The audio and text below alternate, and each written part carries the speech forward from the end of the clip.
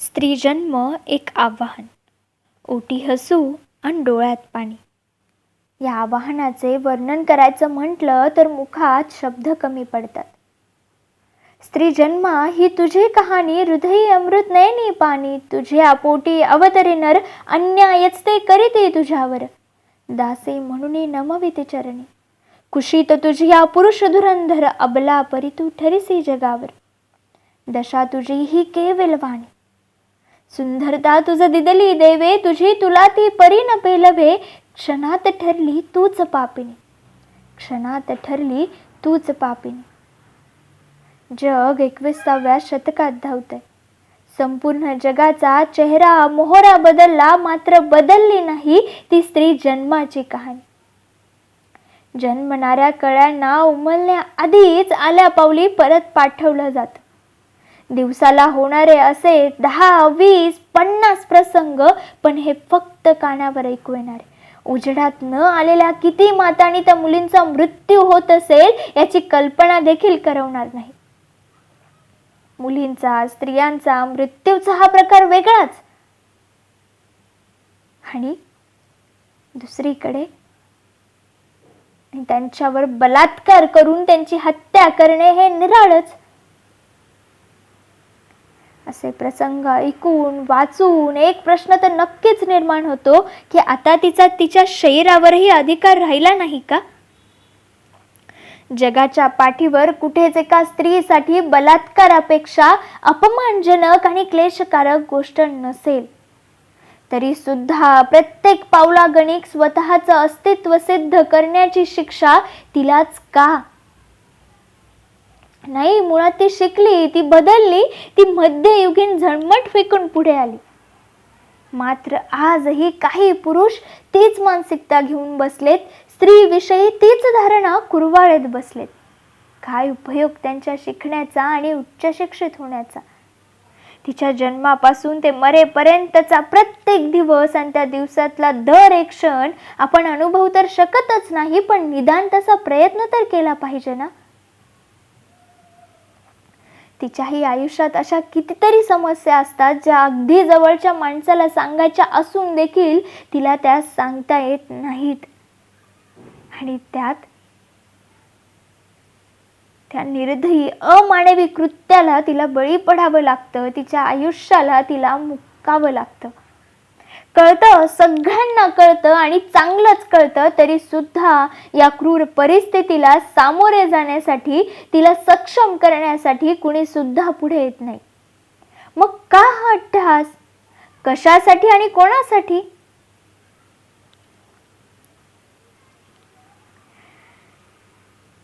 फक्त 6 वर्षांची मुलगी. हो, फक्त 6 वर्षांची ती मुलगी अजून बाहेरचं जग पाहिलंही नव्हतं, ओळखलंही नव्हतं. आणि त्या वयात नाती ओळखणं तर खूप लांबचीच गोष्ट नाही का? आणि या 6 वर्षाच्या लेकरूवरती तब्बल 2 महिने अत्याचार केले जातात, बलात्कार केले जातात. तब्बल 2 महिने तिच्यावरती अत्यंत निर्दयीपणे, निर्घुणपणे अत्याचार केले जातात, बलात्कार केले जातात. आणि हे कृत्य करणारा दुसरा तिसरा कुणी नसून ती ज्याला मामा म्हणायची त्याच व्यक्तीने तिच्यावरती हे अमानुष कृत्य केले. तब्बल 2 महिने तिच्यावरती हे अत्याचार केले जातात. तिची आई कामाला जात होती म्हणून आपली मुलगी सुरक्षित राहावी म्हणून ती तिच्या मामाकडे ती आपल्या मुलीला सोडून जात असावी. आपली मुलगी तिथे सुरक्षित राहील असं त्या आईला वाटत होतं, पण त्या बिचारीला कुठे माहिती की त्या सुरक्षित वाटणाऱ्याच ठिकाणी तिची मुलगी किती असुरक्षित होती ते. तब्बल 2 महिने तिच्यावरती अत्याचार केले जातात. ते लेकरूला समजत देखील नसतं की तिच्यासोबत काय घडतंय, चुकीचं आहे की बरोबर आहे हे देखील तिला काही समजत नव्हतं. आणि त्या अवस्थेत तिच्यावरती अत्यंत निर्दयीपणे हे अत्याचार होत असतात. जेव्हा तिच्या आई वडिलांना कळतं तेव्हा तिचे आई वडील आपल्या मुलीला न्याय मिळावा म्हणून लढा देत असतात. मात्र त्या नराधमाला फक्त 4 ची शिक्षा होते. त्याने तब्बल 2 महिने त्या मुलीवरती अत्याचार केले आणि त्याला मात्र फक्त 4 दिवसांची शिक्षा. त्या लेकरूचे आई वडील आपल्याला न्याय मिळावा म्हणून लढा देतच असतात.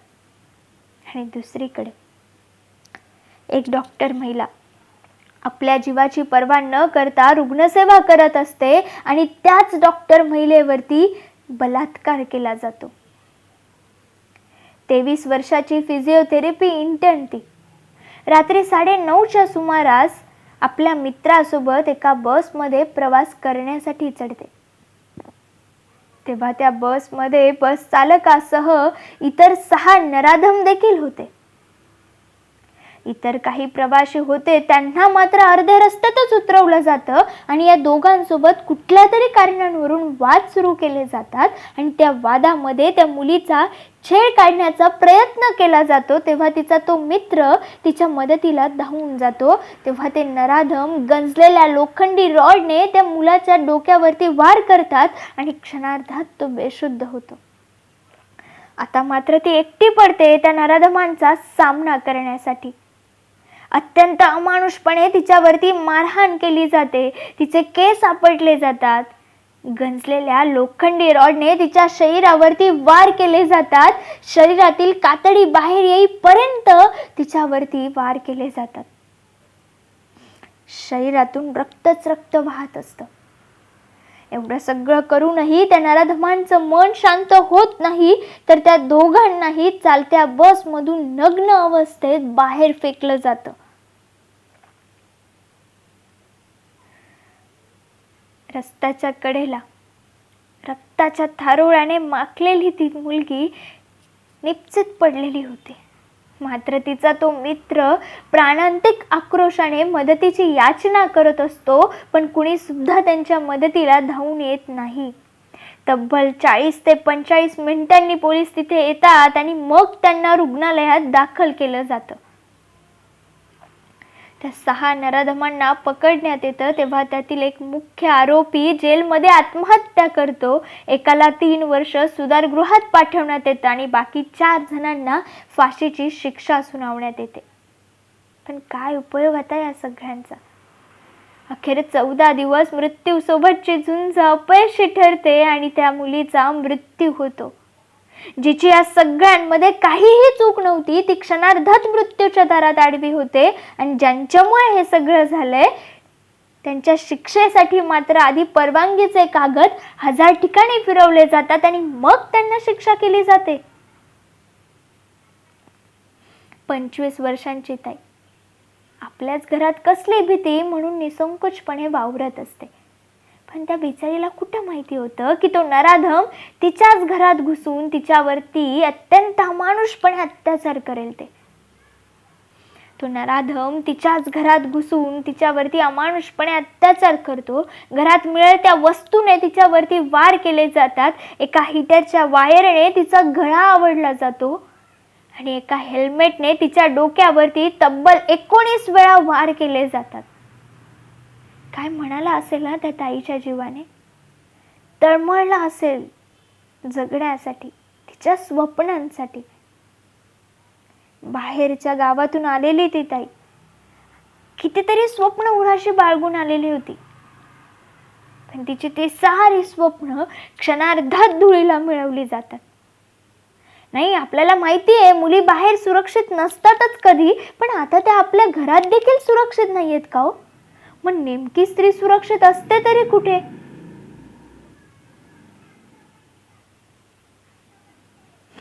एक मुलगी समाजाच्या नियमाप्रमाणे लग्न करते, आपल्या आई वडिलांना सोडून दुसऱ्या घरी जाते. तेथील सासू सासऱ्यांना आपलंसं करते, आपले आई वडील मानते आणि त्याच घरात 5 मुलांची आई 28 वर्षाची ती माता तिच्यावरती बलात्कार केला जातो आणि हे अमानुष कृत्य करणारा दुसरा तिसरा कोणी नसून तिचा आज 69 वर्षाचा सासरा.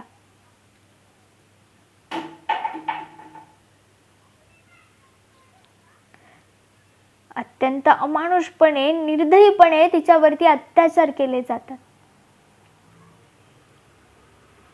नाही, मी म्हटलं तसं की मुलीला बाहेर सुरक्षित आपण पाहिलंच नाही कधी. आपल्या घरात देखील ती सुरक्षित नाहीये, पण आता ती आपल्या माणसांमध्ये देखील सुरक्षित नाहीये खाऊ. नेमकं तिने जायचं तरी कुठे, जगायचं तरी कसं आणि विश्वास ठेवायचा तरी कोणावर? 75 वर्षांची ती महिला, तिच्यावरती अत्यंत अमानुषपणे अत्याचार केले जातात. शरीरातून रक्तस्राव होतो म्हणून रुग्णालयात दाखल केलं जातं. दाखल केल्यानंतर डॉक्टर सांगतात की पीडित महिलेवरती बलात्कार झालाय. हो, 75 वर्षांची ती महिला, तिच्यावरती बलात्कार झालाय. एका अधिकृत माहितीनुसार लक्षात येतं की तिच्या प्रायव्हेट पार्ट्सवरही जखमा आहेत. हे सगळं ऐकल्यानंतर एक गोष्ट तर नक्कीच म्हणावी लागेल की माणूस शारीरिक सुखासाठी याही स्थळाला जाऊ शकतो ते. जेव्हा त्या 3 आरोपींना पकडण्यात येतं तेव्हा त्यातील एक आरोपी ही स्त्री असते. एका स्त्रीने दुसऱ्या स्त्रीच्या असुरक्षिततेचं कारण का बनावं? यापेक्षा लाजिरवाणी बाब काय असेल? 9वीत शिकणारा कोवळा जीव आपल्या आजोबांच्या घरून परत येत असतानाच वाटेवरती ते नराधम तिची वाट अडवतात. अत्यंत अमानुषपणे तिच्यावरती अत्याचार करतात. शरीरावरचा एकही भाग नाही जिथे दातांचे ठसे उमटलेले नव्हते की शरीरावरती ओरखडे नव्हते. तिच्या ओठांवरती दातांचे ठसे होते, संपूर्ण शरीरावरती ओरखडे होते. तिचे केस आपटले जातात. तिला नग्न केलं जातं आणि तिचा खून केला जातो. जेव्हा तिची आई त्या मुलीला त्या अवस्थेत पाहते तेव्हा हंबरड्या फोडते आपल्या मुलीला वाचवण्यासाठी, पण ती असक्षम ठरते. ती काहीही करू शकली नाही तिच्या मुलीला वाचवण्यासाठी. जेव्हा त्या नराधमांना पकडण्यात येतं, त्यांना फाशीची शिक्षा सुनावली जाते, तेव्हा त्यातील एक नराधम फाशीची शिक्षा सुनावल्यानंतर बचावासाठी अपील करतो. खरं तर या नराधमांना एकदा फाशीची शिक्षा सुनावल्यानंतर पुन्हा बचावासाठी अधिकार नसलाच पाहिजे असे उद्गार तिचे वडील काढतात. कारण आज जे आमच्या कुटुंबासोबत घडलंय ते उद्या कोणासोबतही घडू नये म्हणून. एकीकडे एक बाप आपल्या मुलीच्या न्यायासाठी तळमळताना दिसतो, तर दुसरीकडे एका 12 वर्षाच्या मुलीच्या अपहरणाखाली तिच्याच बापाला अटक केली जाते. ह्या वयात बलात्कार म्हणजे काय हे माहीत नसेल अहो तिला, पण त्या वयात तब्बल 2 वर्ष 30 जणांकडून हे निर्घृण अमानवी कृत्य केलं जातं आणि ती बिचारी त्या कृत्याला बळी पडत असते. मुलीला बापाचं काळीच म्हणतात ना हो. मग त्याच काळजावर हे असलं कृत्य करताना काहीच वाटलं नाही का त्या बापाला?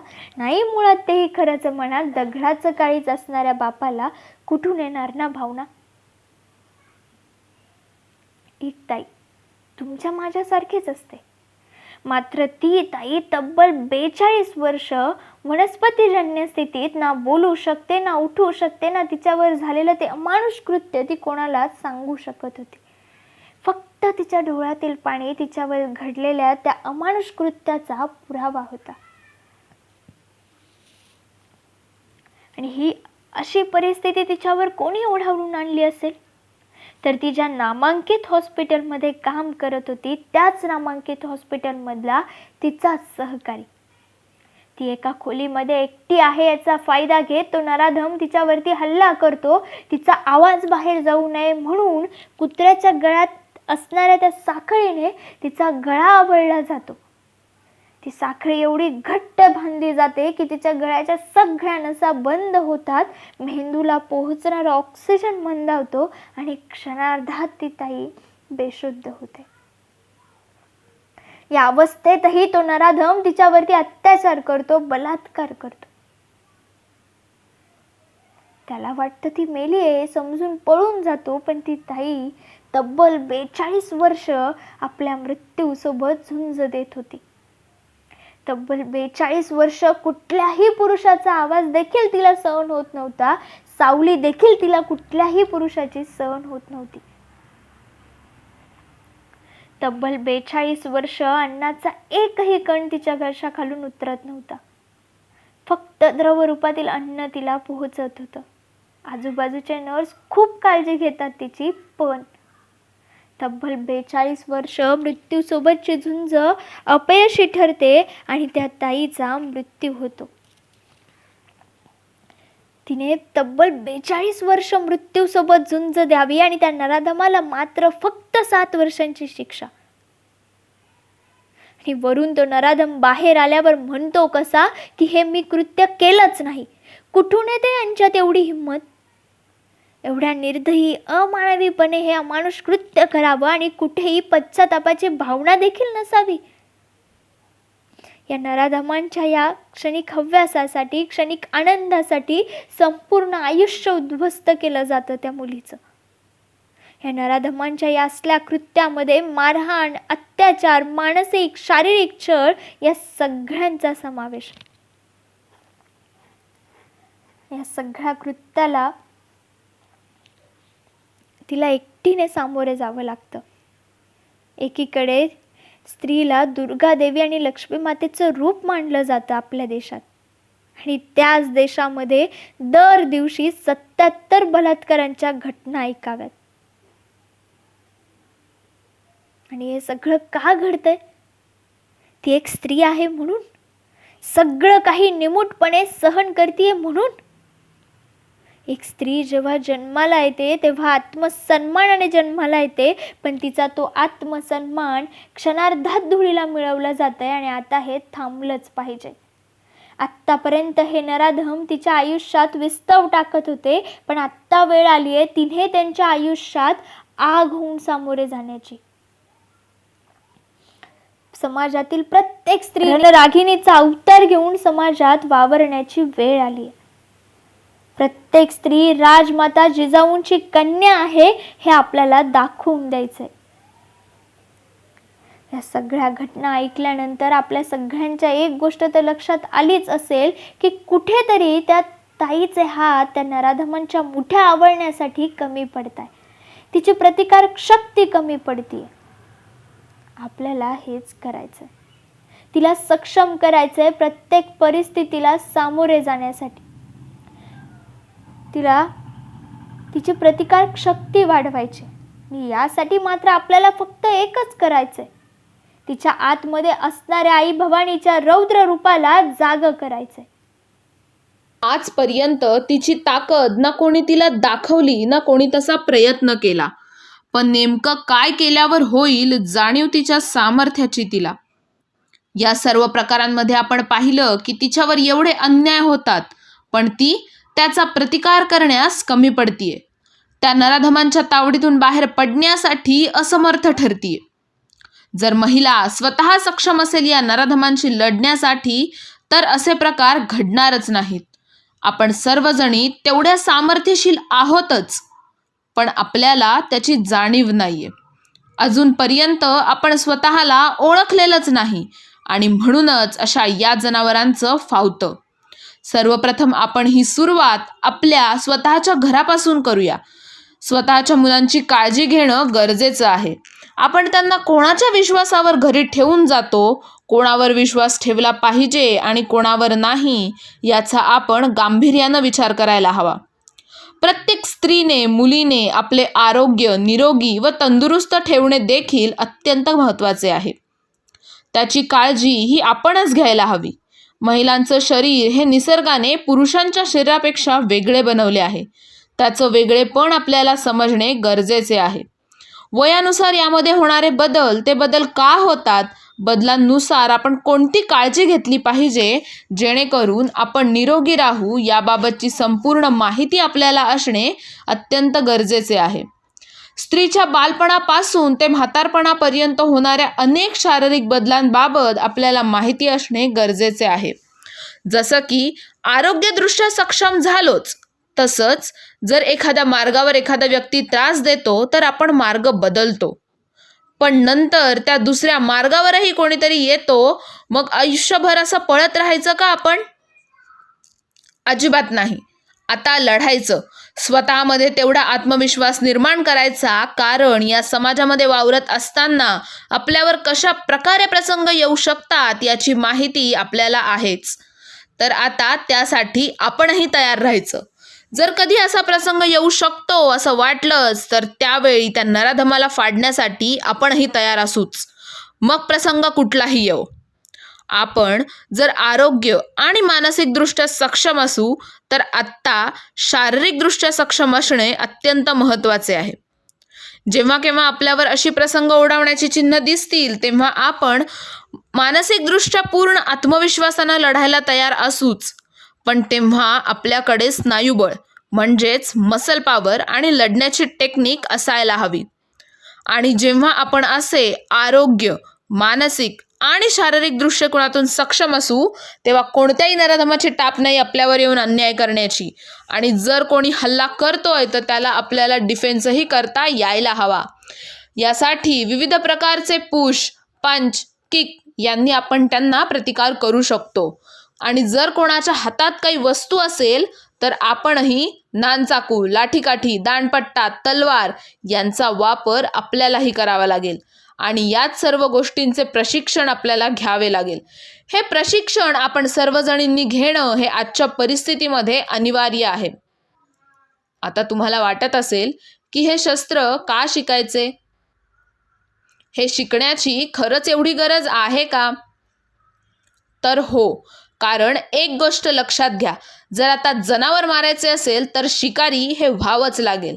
आणि याच सर्व गोष्टींचा विचार करून आम्ही निनादियन्स, राजमाता जिजाऊ माँसाहेब, मातोश्री भीमाबाई, क्रांतिज्योती सावित्रीबाई फुले आणि अशा सर्व शूरवीर पुण्यमातांना वंदन करून सुरुवात करत आहोत एका अशा मोहिमेची जी कोणाच्या कल्पनेतही नसेल, एका अशा मोहिमेची जी कोणाच्या नजरेतही नसेल, एका अशा मोहिमेची जी तिच्या अस्तित्वास जपेल, एका अशा मोहिमेची जी तिला संरक्षणात सक्षम करेल आणि तिला मर्दानी बनवेल. म्हणूनच मर्दानी या मोहिमेची आम्ही सुरुवात करत आहोत. या मर्दानी मोहिमेत आपल्याला याच सर्व गोष्टी शिकवल्या जाणार आहेत. बाललैंगिक अत्याचार प्रतिबंध, आरोग्यदृष्ट्या सक्षमीकरण, मानसिकदृष्ट्या सक्षमीकरण, शारीरिकदृष्ट्या सक्षम बनवून एक मर्दानी योद्धा बनवलं जाईल. आणि जेव्हा या मोहिमेमध्ये महाराष्ट्रातीलच नव्हे तर संपूर्ण भारतातील प्रत्येक माता बहिणीचा सहभाग असेल त्यावेळी मात्र या समाजाचे हे विद्रूप चित्र पूर्णपणे बदललेले असेल. आज तुम्हाला हे सगळं वाईट कृत्य, ही हव्यास थांबवण्यासाठी ललकारत असतील. सध्या हे थांबवण्याचे फक्त दोनच मार्ग आहेत. एक, सर्व नराधमांच्या वाईट कृत्याला, वाईट विचारांना नष्ट करणे. आणि दुसरा मार्ग म्हणजे ज्या माता बहिणीवर अन्याय होत आहे त्या प्रत्येक जगतजननीच्या मनी आई भवानीचे रौद्ररूप जागून या वाईट कृत्याला पायदळी तोडवण्यासाठी तिला तयार करणे. आपण जाणता, पहिला पर्याय नराधमांना सुधरवण्याचा पर्याय सत्यात उतरवणे शक्य नाही, कारण वाईट प्रवृत्तीच्या माणसांमध्ये बदल घडून आणणे वाटते तितके सोपे नाही. त्यामुळेच आपल्या माता बहिणीला तिच्यातील सक्षमतेला जागवण्यास, प्रवृत्त करण्यास निनाद फाउंडेशनचे सर्व निनादियन्स तयार आहेत. मर्दानी मोहिमेमुळे होणार काय? या मोहिमेमध्ये सामील होणारी प्रत्येक स्त्री, प्रत्येक ताई तिच्यावर होणाऱ्या प्रत्येक अन्यायाला सडेतोड उत्तर देऊ शकेल.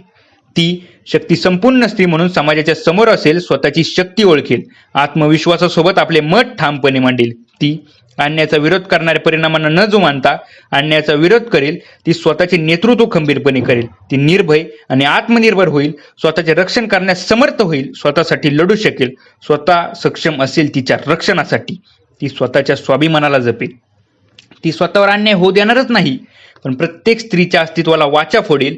ती आता अत्याचार झालेल्या प्रत्येक महिलेचा दबलेला आवाज संघटित करून थरकाप उडवणारी डरकाळी फोडेल. या मोहिमेमुळे कित्येक माता बहिणींनी अत्याचाराला बळी पडून केलेल्या आयुष्याच्या त्यागाला आदरांजली मिळेल. या मोहिमेने प्रत्येक स्त्री स्वतःचे कर्तृत्व जागवत आपल्या अंतर्गत आवाजाने सर्व विचारांना पायदळी तुडवेल. थोडक्यात आता तुम्हा सर्वांसमोर या मोहिमेत सहभागी झाल्यानंतर प्रत्येक स्त्रीच्या आत्मविश्वासात होणाऱ्या परिवर्तनाबद्दल म्हणजेच तिच्यातील सकारात्मक बदलांबद्दल नमूद करतो.